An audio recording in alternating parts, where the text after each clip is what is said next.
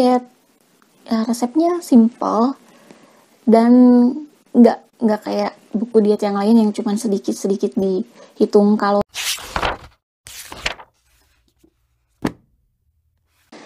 Lanjut ke bukunya. Nah ini, Kim Ji Young yang lahir tahun 1982. Ini aku pengen nge-review secara lengkapnya. Oh ya, aku tadi lupa nyebutin kalau yang Gagal Menjadi Manusia itu udah ada review lengkapnya. Kalian bisa scroll di video aku yang sebelum-sebelumnya itu udah ada. Nah, yang buku ini yang mau kita bahas nanti adalah bukunya Kim Ji Young. Mudah-mudahan aku ada waktu buat ngebahas buku ini ya, karena aku pengen mencari artikel yang relate sama isu yang ditonjolin sama si buku ini, karena kan buku ini tuh jadi kontroversi di Korea sana. Yang satu yang perempuan ngasih rating tinggi, sementara yang laki-laki tuh ngasih rating rendah untuk film dan buku ini gitu. Jadi singkatnya, buku ini tuh bercerita tentang seorang Kim Ji Young yang lahir tahun 1982, di mana di masa itu tuh sistem atau budaya patriarki itu masih melekat di antara masyarakat.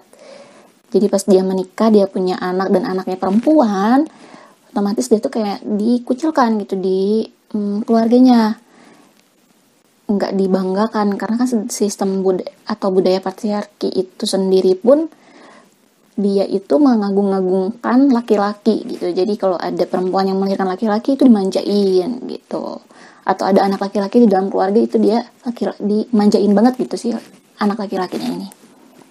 Jadi Kim Ji Young ini lama-kelamaan karena dia harus mengorbankan mimpi-mimpinya demi mengurus anak, tapi ternyata sikap dari keluarganya itu menurutku terlalu cuek ya. Jadi dia itu mengalami gangguan mental sehingga dia seolah-olah tidak menjadi dirinya sendiri gitu. Sewaktu-waktu dia berubah kayak seperti orang kerasukan, terus dia menjadi orang lain gitu, ngobrol aja gitu, ngomong aja tuh udah bukan dirinya lagi, tapi orang lain gitu. Lanjut, nah ini buku terakhir yang aku baca di bulan April kemarin, itu ada Le Petit Prince atau bahasa Indonesianya Pangeran Cilik. Ini buku lama, buku klasik kontemporer yang udah lama tapi baru aku baca. Dan ceritanya menarik. Sebenarnya buku anak-anak, tapi dari si penulisnya sendiri ditujukan untuk orang dewasa. Nah, saat aku ngebaca ini sih, ada sindiran-sindiran untuk orang dewasa. Katanya kalau orang dewasa baca buku anak-anak itu nggak bakalan ngerti, katanya nggak bakalan paham karena pikirannya itu terlalu rumit. Ya emang bener sih, aku baca ini bolak-balik bab 1, bab 2 itu agak kurang memahami sampai sekarang. Oke, kita lanjut ke buku-buku yang udah aku beli dan belum sempat dibaca. Itu ada Sang Alkemisnya Paulo Coelho. Nah ini bukunya udah terkenal banget, ini adalah sastra klasik. Ini buku lama, terbitan tahun 2016. Bercerita tentang perjalanan seorang yang bernama Santiago yang berkelana dari rumahnya di Spanyol ke padang pasir Mesir untuk mencari harta karun terpendam di piramida-piramida. Di perjalanan dia bertemu seorang perempuan gipsi, seorang lelaki yang mengaku dirinya raja, dan seorang alkemis. Semuanya menunjukkan jalan kepada Santiago untuk menuju harta karunnya. Yang jadi pertanyaan dari buku ini adalah, sang alkemisnya ini apakah jadi tokoh utama? Nah ini sih aku nunggu buat baca bukunya, cuman ya entah kapan lah.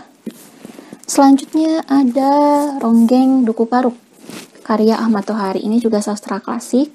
Jadi ini bercerita tentang Ronggeng yang bernama Serintil, yang setelah 10 tahun Duku Paruk ini udah gak punya lagi Ronggeng, yang akhirnya punya Serintil yang dinobatkan menjadi Ronggeng. Ya mungkin pada saat itu kan kalau Ronggeng itu dipuja-puja banget. Dan si Serintil ini menjadi tokoh yang amat terkenal dan digandrungi. Karena kan Ronggeng itu sudah terkenal dengan yang namanya cantik dan menggoda. Jadi semua laki-laki itu pengen banget bareng sama si Ronggeng ini. Tapi ternyata pada tahun 1965 terjadi malapetaka politik yang membuat Dukuh Paruk ini hancur. dan semuanya ditahan dan divonis sebagai manusia yang telah mengguncangkan negara ini, katanya gitu. Jadi paling kayak gitu aja video kali ini. Thank you yang udah nonton.